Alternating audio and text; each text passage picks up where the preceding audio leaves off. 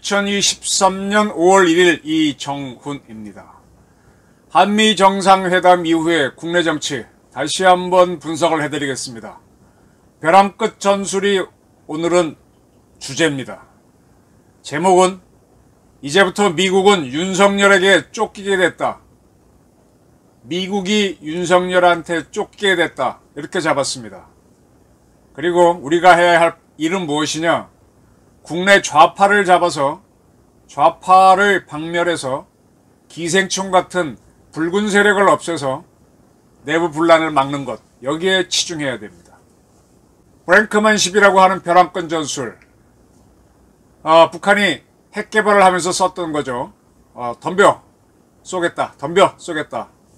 그냥 벼랑 끝에 딱 쏘갖고 하니까 어떻게 하지를 못하는 거죠. 그런 사이에 북한은 수소폭탄까지 완성하고 전술 핵무기를 만들겠다. 더 작게 해서 지금 미국의 핵폭탄은, 미국의 핵탄두는 피스키퍼에 올라가는 거는 굉장히 큰 탄두였어요. 근데 그렇게 해서 크게 죽여봐야, 이 크게 때리는 거는, 융단 폭격을 하는 건 잘 정확하게 못 맞출 때, 못 맞추니까 그냥 엄청나게 퍼붓는 거죠. 근데 정확하게 눈을 찌르거나 머리만, 심장만 쏴버리면 끝이잖아요. 뭐 팔다리 맞출 필요 없잖아요.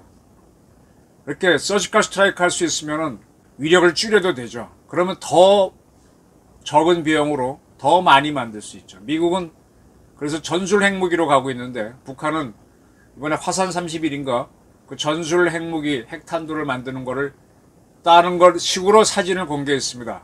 이 모든 성공이 벼랑 끝 전술, 김정일이가 펼쳤던 벼랑 끝 전술의 승리였습니다.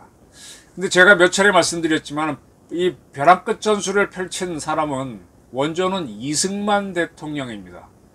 이승만 대통령이 6.25 전쟁을 당했잖아요. 그래서 원래 그분은 국내 통치는 할 수가 없는 그런 대통령이었지 않습니까?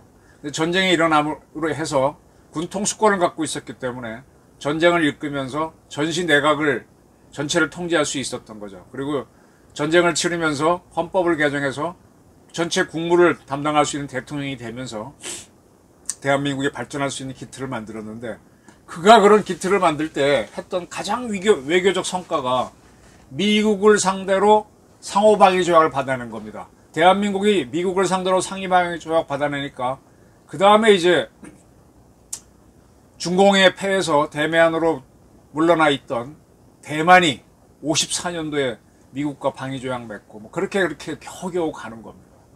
아니, 그때 대만은 5대 연합국이었잖아요.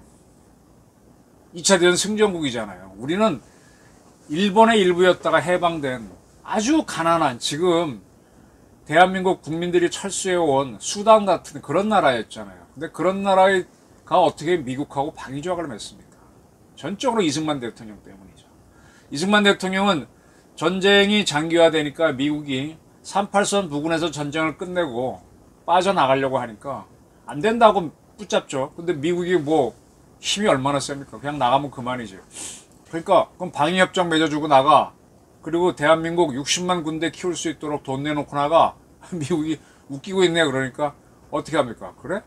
북한군, 중공군 포로 잡은 사람들을, 그중에 북한 안 가겠다는 사람들을 석방해버리죠. 헌병사령관 통해가지고 시켜서. 미국이 난리가 나죠. 정전협정을 맺으려면 상호 포로 교환이 전제되는 건데 그걸 깨버렸으니. 그래서 이승만 대통령을 제거하기 위해서 오퍼레이션 에버레디 작전을 준비했다가 이승만 제거하면 오히려 더 대한민국 자체가 반미로 돌아서서 더 어려울 것 같아서 포기하지 않습니까?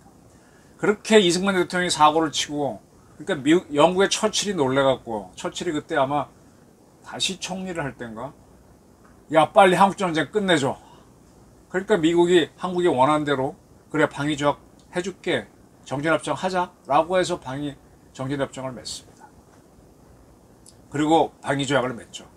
그때 이승만 대통령이 보였던 게 아주 아무것도 가진 게 없는데 끝까지 간다. 너 죽고 나 죽자 하면서 이 벼랑끝 전술을 보였죠. 근데 이북이 1990년대 냉전이 종식되고 자기네가 매우 위기에 몰렸을 때 죽기 살기로 붙자 하면서 서울 불바다로 공갈 쳐가면서 핵을 만들었습니다. 이러한 북한에 대해서 우리는 야 그래도 저거 건드렸다가 저놈들이 죽기 살기로 덤비면 우리도 많이 죽는데 하고 어떻게 하지 못하고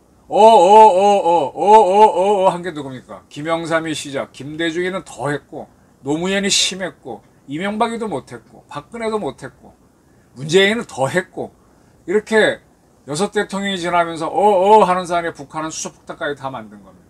이거를 풀지 못했어요.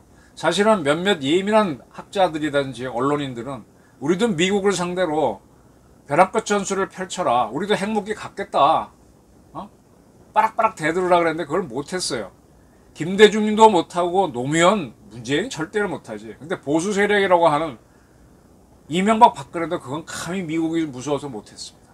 근데 이번에 윤석열 대통령이 했어요. 김의겸이나 이런 사람들은 뭐 150조짜리 노래 한 곡 부르고 가장 비싼 노래방 백악관에 갔다 왔다 헛소리 하고 있는데 노래 하나 불러주고 한국이 핵무장 할 수 있는 벼랑끝 전술을 펼치고 왔습니다. 저렇게 어마어마한 전술을 펼쳤는데 노래라도 하나 펼쳐야 미국이 하게 되죠. 바이든 박수 치다가 윤 대통령 잘한다 박수 치고 키트 하나 선물 주다가 자기네가 강화해 주기로 한 확장 억제로 한국을 북한의 위협, 중국의 위협으로부터 보호해 주지 않으면 한국은 핵무장 해도 된다라는 그런 허용을 해준 겁니다. 윤 대통령은 미국의 보장을 워싱턴 선언으로 받아내고 또 우리의 약속을 공동성명으로 해주고 우리의 협박은 하버드 대학에서 연산을 하고 난 다음에 조셉 나이 교수 등과 대화를 하는 과정에서 대한민국도 마음만 먹으면 1년이면 핵무장할 수 있다. 그런데 우리는 모든 능력이 있음에도 NPT 탈퇴를 하지 않겠다라고 약속을 해줬고 미국은 핵우산 확장 억제 제공하겠다고 약속했다. 그걸 지켜지길 바란다 그랬잖아요. 안 지켜지면 그거 거꾸로 간다는 얘기잖아요. 그땐 이유가 있잖아요. NPT를 탈퇴할 이유도 있고 뭐도 있고. 지금 윤 대통령이 다녀간 다음에 윤 대통령이 하버드 대학에서 연설을 하고 굉장히 지켜봤을 거예요. 미국 국무부, 대통령, CIA, FBI, 미 군부, 미 하버드 대학의 국제정치학 교수들 처음에 노래 잘해서 와 했죠. 미 국무부 장관 만나면서 해리스 부통령 만나면서 당신은 두려움이 없는 부통령이요 할 때만 해도 이걸 어떻게 파악했지? 해리스 부통령은 그 주 검찰 출신이잖아요. 당신과 나랑 같은 뿌리네 하고 이렇게 좋게 얘기했고 국방장관은 또 굉장히 환대하면서 미국 최고 첨단 무기를 만드는 다르파를 공개했잖아요. 비공개로. 언론엔 공개하지 않았죠. 그렇게 환대를 했습니다. 그리고 보스턴에 있는 하버드 대학 가서 자유에 대해서 처음에 자유방임적 자유에서 규제를 하는 자유, 공정한 자유, 그 다음에 그 자유를 연대해야 되는 문제를 얘기하면서 미국과 우리는 자유의 연대로서 가야 된다. 그래서 우크라이나 문제도 연대로 풀어줄 수 있겠다. 줄 수 있다는 이런 얘기까지 하고 나서 조셉 나이 교수들과 이야기하면서 미국과 우리는 이런 연대를 맺어왔는데 지금 북한이 저러고 있다. 근데 우리도 핵 무장할 능력이 있다. 근데 나는 미국이 국제질서를 유지하기 위해서 NPT를 만들어 놓고 가는데 그걸 지켜주겠다. 근데 미국도 나한테 분명히 확장 억제를 해주겠다고 약속했다. 믿어보겠다. 우린 힘이 있는데 1년 아니면 1년도 안 건드려 만들 수 있는데 이거 선언한 겁니다. 이 말 때문에 그리고 돌아온 윤석열 때문에 지금 미국은 완전히 당했네. 미국의 엘리트들은 윤석열 대단하네. 야 노래 한 곡 부르고 사람 아메리칸 파이 부르고 완전히 그냥 파이 구웠네. 이리저리 여러 판 굽고 갔네. 그런 겁니다. 민주당에서 김의겸 등 몇 사람들은 핵 공유 호소인 역할밖에 못했다고 하는데 그것도 좋은 표현이에요. 좋아. 그렇게 하면서 니들도 대한민국의 핵을 공유하거나 핵 가져야 되는 거 동의하는 거지. 그렇게 몰아칠 필요가 있습니다. 자 이제부터의 문제는 북한에서 이제 저와 같은 비슷한 분석을 해낼 겁니다. 뉴욕에도 미국 뉴욕에도 북한 유엔 대표부가 가 있으니까 미국 여론을 금방 파악하겠죠. 서병수 의원이 상당히 국힘당에 좋은 자료를 내놨어요. 지금 민노총 사람들이 2003년부터 최근까지 무려 북한을 114회나 갔다 왔답니다. 많았던 거는 김대중 정권이 끝난 노무현 정권 때 무지하게 많이 갔어요. 이게 왜 그런가 하면은 민화협인가를 만들었잖아요. 6.15 선언을 하기 위해서 남북 민화협을 만들었기 때문에 그 뭐 민족 화합한다고 왔다 갔다 했습니다. 민족주의로 꼭 이 자유민주주의가 열어준 것 중에 그 자유롭게 해봐 하니까 그 중에 민족주의를 갖고 이 자유주의를 덮으려고 하는 세력들이 나와.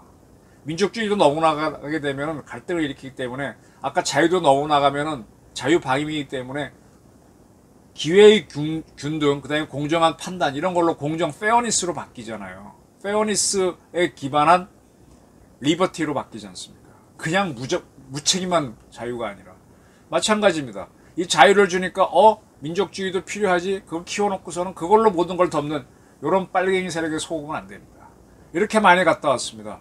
그 다음에 이명박 박근혜 정부 때는 잘 못하다가 문재인 정권 때 또 했죠. 그럼 이자들이 가가지고 지금 민노총이 한 간부가 북한하고 쭉 지령받은 건 쭉 나왔죠. 무슨 얘기인지 아시겠죠? 내통이 되는 거.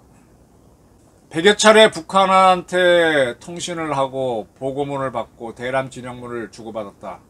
제3국에서 만난 사람이 있죠. 민노총에. 그 다음에 민노당이 있죠. 민노당. 민노당은 2000년 창단했는데 역시 96회나 방북을 했습니다. 주로 많았던 거는 역시 노무현 정권이 참 문제예요. 김대중 정권은 처음 시작했으니까 그래도 그렇게 넘어가는데 노무현 때 활짝 열어주고 그게 이명박 박근혜 때 박왕자 피살 사건 등등 겪으면서 좀 다쳤다가 문재인 때 또 독하게 열어주게 되는 거죠.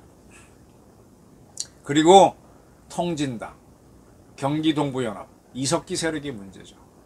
이석기는 2005년 역시 2007년 노무현 정권 때 방북을 했었고 근데 2005년 갔을 때는 다른 건으로 잡혀 있어서 가석방 상태에서 갔던 겁니다. 이런 게 가능한가요? 제가 가석방 상태에서 함부로 외국 갈 수 있나요? 이게 다 뒷배를 노무현 정권이 봐준 거죠. 이런 것들이 문제입니다. 그리고 이 외에도 해외에서 북한 사람 만나면 신고하게 돼 있는데 신고 건수도 좀 제법 있고 안 한 것도 있고 이런 것도 있습니다. 자, 이제 민노총이 오늘 5월 1일 메이데이를 핑계로 뭐 시위를 하고 윤석열 정권 퇴진운동 벌였는데 이제 헤맬 겁니다. 이제 북한에서 지령이 내려오면 글로 또 일치단계가 나갈 텐데 이렇게 북한의 수족처럼 움직이는 이 세력들을 잡아야 됩니다. 이 세력들 중에 일부가 민주당 안에도 상당수 들어가 있습니다. 민주당이 주사파의 숙주가 돼 있죠. 이런 세력들을 잡고 이재명과 같은 부정부패 세력을 잡아야 됩니다. 그리고 나서 우리 대한민국은 북한이 과거 30년 동안 브랑크맨십 썼던 것처럼 우리도 미국에 대해서 철저한 동일한 대응을 요구하는 겁니다. 북한이 이렇게 하는데 니들이 안 해? 그럼 핵개발한다?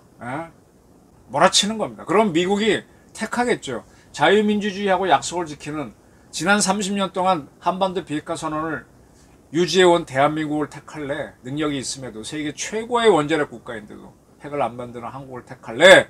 아니면 북한을 택할래? 그럼 북한이 핵을 갖고 장난치면은 두드러 패는 것도 해야지. 우리도 가세할 테니까. 이렇게 가는 겁니다. 이게 이승만식 벼랑 끝 전술인데 그와 유사한 거를 윤석열 대통령의 아메리칸 파이 long time ago 몇 소절 부르고 잡아낸 겁니다. 이거를 간파하지 못하나요? 우리 국내에서 KBS, MBC 이런 언론들, YTN 이런 친구들은 워낙 좌파가 민족주의 토대로 흔들고 있으니까 조선일보 정도만 조금 바른 여론을 만들고 못 만들죠. 근데 미국에서는 사실 놀래버렸죠. 윤석열 노래에 취해서 김건희 여사의 미모에 취해서 하는 사이에 다 빼갔다. 네. 윤석열에 쫓기는 미국 주목하시기 바랍니다. 윤석열 외교가 저는 만만치 않다고 봅니다. 경청해 주셔서 감사합니다.